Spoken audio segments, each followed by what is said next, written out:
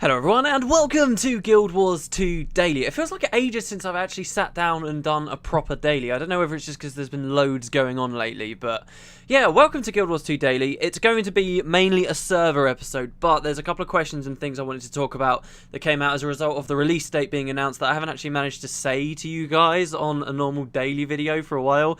So, a couple of things. First of all, a lot of you guys I saw on the previous video where we started this countdown thing first asked if the countdown was going to be replacing Guild Wars 2 Daily. No, not at all. These countdown things, you might have even seen that today's one might have already gone up, are only very short little things that are going to be just reminding us of cool little features that are going to be in the game. They're really not anything heavy. The idea is that people can just click onto it, be like, oh yeah, I remember that, and then go off. They really will be quite short little snippets. So don't worry, Guild Wars 2 Daily isn't going to go away. They're just going to be... isn't going to go away. The countdown things are just going to be done on the weekends, and everything else should, fingers crossed, stay the same for me. So we'll still have all of these normal proper things. Also, a lot of people said at the same time, will it be replacing the lore thing? Or a lot of people seem to think that because I was doing the countdown thing, that meant I wasn't focusing enough on the lore series that we're doing. The truth is that I could, in theory, now I've not actually done it, I could, in theory, though, have all the lore stuff written really quickly and just be completely sorted. But the problem is I'm held back because I'm not an artist, and art takes a long time to do. So just to be very clear about this to everyone, this is not going to affect the lore series at all. That will still be happening, and it's not affecting it because actually the thing that's slowing me down, it's not I'm holding it off for 2 weeks. It's not like I've got a full series and I'm just like, oh, I'm going to wait 2 weeks so that each one gets more views. It's nothing to do with that. It's simply that it takes a long time to do, and even 2 weeks is pushing it. On that note, I will say actually that the next one was supposed to be, I was hoping to come out on Sunday. It was supposed to be a bi-weekly thing, but some of the work that the new artist's been doing, he wants to work on it a little bit more. So I think that the next one will come out on Friday, and I hate to say it, but do you know what? I could have either come here on daily and said, right guys, it'll be a little while, or I could have just said nothing and then had people ask what the hell was going on. So I'm just going to come clean. It will probably be next Friday that one comes out. I can say that with pretty good certainty. So I am sorry about that, but these things happen and it's kind of out of my hands at this point. But a lot of you have been saying, oh, try and get it all out in time for release. I do want to do that. There's a few artists now, so I'm thinking of hopefully bringing some more people on. I've had a lot of people contact me about it. Hopefully I can bring more people on if I can just find the time to actually explain everything and make sure everything's running smoothly with more people. And if I did that, maybe we could get it done for release, but I've kind of had to accept to myself that it's unlikely that will happen. I know a lot of people want it to be done for release, but hey, it's not like once the launch date comes, you guys are all just going to be super uninterested in the game, right? It's not going to happen immediately. So I think it will still be worth putting them out, definitely, even after the release is done. The vast majority will be out before release, at the very least, so there's that much. But anyway, I wanted to talk to you guys about that. Release has kind of affected things of what I'm planning and stuff like that, and I have been considering it. Somebody asked me specifically on the countdown thing yesterday. El Hereso said, as a side note, what are you planning to do once Guild Wars 2's out? You said you're going to keep on doing the videos, but are they still going to be daily? And what type of content are you planning to make? Well, I'm certainly planning on doing the lore summary series stuff, as I said, and I would love to continue doing daily things. My main problem with doing daily things after that point is that it's very much reliant on news that's coming out about the game, patches and talking about those kinds of things. It's going to be a very weird moment for me going into Guild Wars 2 when the launch comes, because I am more than a YouTuber, a fan of Guild Wars 2, and it's going to be a weird moment for me where I'm just going to want to kick back and play the game and play it for hours and hours and hours like I did with Guild Wars 1. But then now there's this like part of me that's going to be like, oh, I need to be recording this, I need to be doing this. So there will still be regular content, definitely. Daily content, I will say right now, it will definitely be daily. Whether it's all questions and answers or whether it's talking about news or what, I can't tell you at the moment, but I'm not going to stop doing Guild Wars 2 content just because the launch comes out. Definitely not. And we'll keep being Guild Wars 2 focused for a very, very long time until I get bored of the game, which probably isn't going to happen until at least a few expansions are out. So don't worry about that. There will be content going out. What specifically? I'm not sure. Maybe you guys have got ideas for what you'd like to see once it's out as well. But I think most of us at that point will just be playing the game. So we'll just cross the bridge when we come to it. One last thing before we move on to servers. Some people were asking me to maybe do some analysis of that trailer. I haven't really done any analysis. I haven't like sat through it and gone like frame by frame like I did with older trailers. Honestly, I think the main thing people are asking is that Zaitan that they're shooting at from the airship? I don't know. They made it sound like the actual Elder Dragons would be significantly larger than the champions that we've already seen. And that thing that flies past does look about, it looks even in some ways smaller than Tequatl, the Sunless, which is Zaitan's champion. So it's kind of interesting. I doubt it's Zaitan, I really do, or at least I don't want it to be Zaitan. I love the idea, they have mentioned many times before now that airships are a big part of the game, and you'll remember in one of the trailers we saw over Lion's Arch there were loads of airships up there, and then when we actually got there in beta though, they weren't in the sky anymore for Lion's Arch. So I took that as a sign that airships maybe weren't as big of a part of the game as I'd originally thought, but it now looks, especially with this trailer, that it is a kind of a big part. However we're going to be taking the fight to Zaitan certainly looks like it's going to have something to do with these airships and that. I personally love the idea. I was having a bit of a discussion with Magical Mike recently about whether the final boss fight should be on an airship or not, and I like the idea of it being in different phases, like we're fighting Zaitan in the sky, and then we cause him to crash, and then we go down and we fight him on foot or something like that. In any case, it's all speculation at the moment. I don't think it's Zaitan though, I'll say that much. Anyway, all of that aside, let's actually do the servers. I have 3 servers for today. I've got 2 more German ones. We're almost done with all the German servers now, by the way.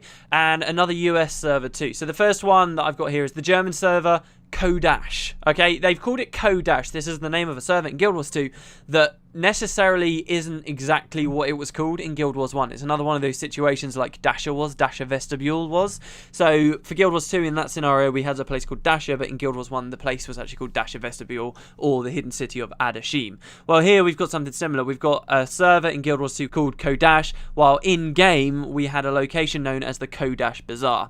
This is not that significant of a place in lore, but it was a bit of a hub. It was kind of like a quest hub really for some of the Nightfall stuff. We're still in Nightfall.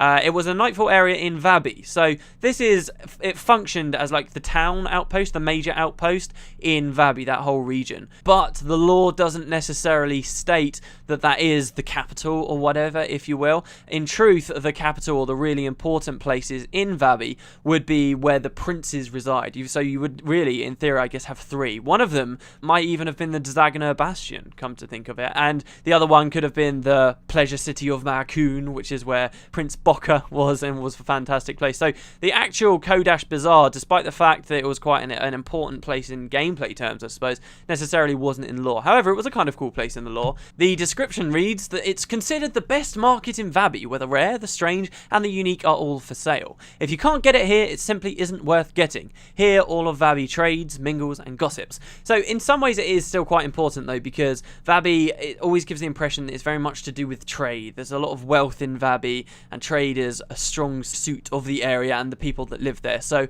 any big market would be a very important place to Vabians. And in fact, it states that there are a lot of these different bazaars around there, and the Kodash is considered the very best one. So in that way, it is a pretty cool place.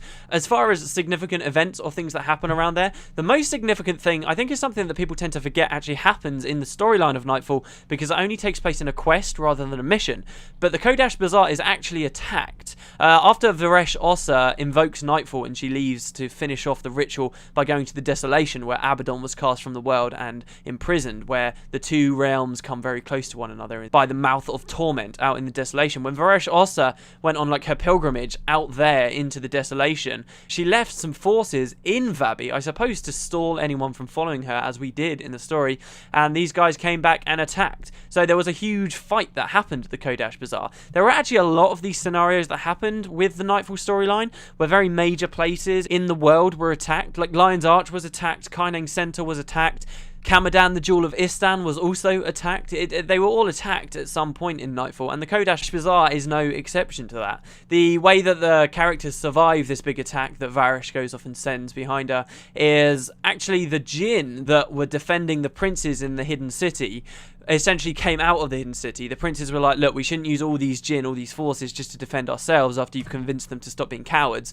And they deploy these Jinn in the protection of the people at the Kodash Bazaar. So you have this big fight that really, as a quest, isn't that much of an interesting quest as far as gameplay is concerned. But as far as the lore goes, it's quite a cool picture that's painted. It's all these people defending tooth and nail to save everyone at the Kodash Bazaar, fighting alongside these Jinn that had up until this point been fighting you. It was really cool, and you were like side by side defending this giant font down. It was kind of an interesting scene, and that happened there. That was really the main thing that happened at the Kodash Bazaar, though. I would say to take note of the floating things in the air. This is something quite cool about Vabi. There's a lot of theories and stuff that maybe I could go into at some point about why stuff floats in the Guild Wars universe, like something has the ability to fly around, and in Vabi there's a lot of this. There's even an entire temple that floats that I won't spoil yet because I believe that's another server later.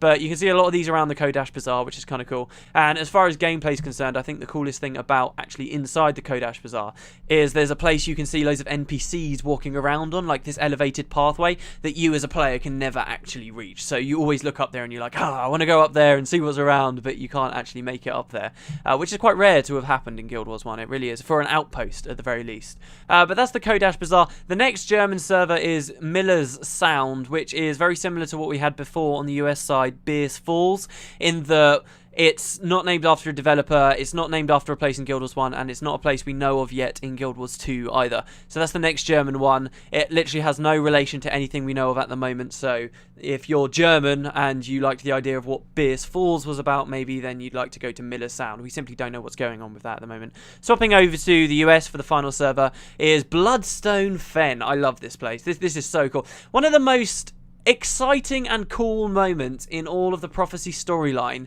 happens here at Bloodstone Fen. That's a personal opinion, of course, but where I've been writing the lore summary series recently, I've kind of hashed out this scene here, and I think it works really, really well. The Bloodstone Fen was where you betray the people that have shown you kindness in Kryta. So the main story goes that the Ascalonian evacuees, they flee Adalburn and the Char, and they go to Kryta to find a new life, right?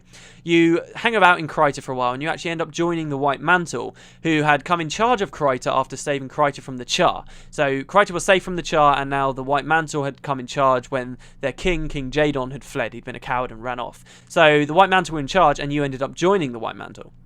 Then later on, you're invited to join in the ceremony where the White Mantle are picking people out just from the populace, just normal innocent people. They're just taking them away, and you are told that these people are being taken for special training at the Temple of the Unseen, where they'll be trained in secrecy. And you're like, oh, okay, that's awesome.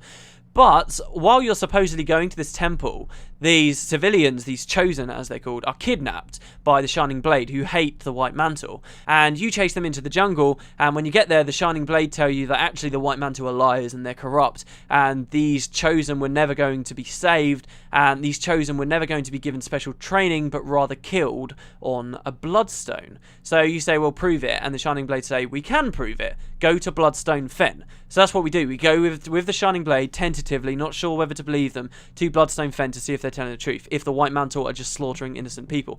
And you go to it, and indeed you do find one of your friends in the White Mantle at that point. One of the first people in the White Mantle you meet is this guy called Justicar Hablion, and he carried out the testing of the Chosen with you, and you kind of knew him, I suppose, at that point in the storyline, and you find him there on Bloodstone Fen with a load of innocent people, and you just see this character turn. You turn him from being this kind of nice, righteous, honourable knight character into this really dark guy, and there's this fantastic line in the cutscene where he's like, I am the scythe, the bringer of destruction, and I will kill you, kind of thing. And he just slaughters all of the Chosen on this bloodstone, which then makes you, the character, realise, oh god, we've made a big mistake joining the White Mantle, and you go off and you fight him. And there's this big fight on the Bloodstone with all this magic from the Bloodstone pulsing around and the bodies of these Chosen around, and you're fighting Hablion, and you end up killing him. And because you kill Hablion, and he's such a powerful member of the White Mantle and a close friend of Confessor Dorian, who's in charge of the White Mantle, because you kill him, Dorian's like, right, well, I'm declaring pretty much all-out war on the Shining Blade. So it's this massive escalation in the conflict. The Shining Blade had just been like terrorists up until that point. They'd just been harassing people from the jungles. But after that happens and you turn on your friend, you turn on Hablion, and you realise this great mistake you've made, it actually triggers a massive escalation in the conflict, and it's a really, really cool moment. Just everything about that scene with the dead Chosen there and their souls being captured in the batteries around the size of the Bloodstone, and then the Bloodstone itself, of course, out deep in the jungle fighting Hablion. It's just fantastic. It's one of my favourite moments of the story there, of just this snap, this change, where you now become the traitors to Kryta. The White Mantle were kind enough to let you stay in Kryta. They adopted you. They let you, the evacuees, come live there, and now you're fighting the White Mantle, and it's this big change. It's this really, really cool moment in the story. If you're not sure what Bloodstone specifically are, I did a daily on it a while ago, and if you're not sure why the Chosen are being killed on the Bloodstone, again, I've done a daily on it before. It's to do with the story of the Messar. And if you don't want to check for the daily, this is all stuff that's going to be explained properly in the lore summary later on, so don't worry about that either if you don't know. But there is a server named Bloodstone Fen after this location in Guild Wars 1. Funnily enough, the wiki says that the Bloodstone Fen area, I don't know why it says it, it's got in the trivia section on the wiki that Bloodstone Fen will appear in Guild Wars 2 as a location.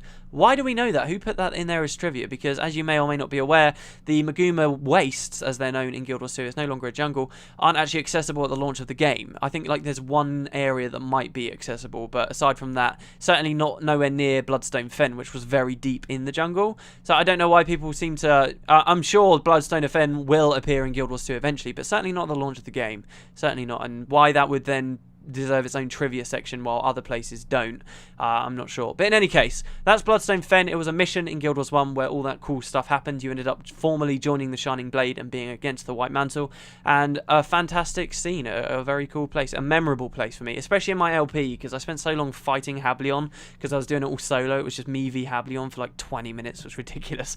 But anyway, there you go, guys. That's Guild Wars 2 Daily for today. Hope I cleared a few things up about what I'm doing after the release date. Hope you're enjoying the countdown thing as well, even though they're quite short videos. And I will see you tomorrow. I'll see you next time. See you later, everybody.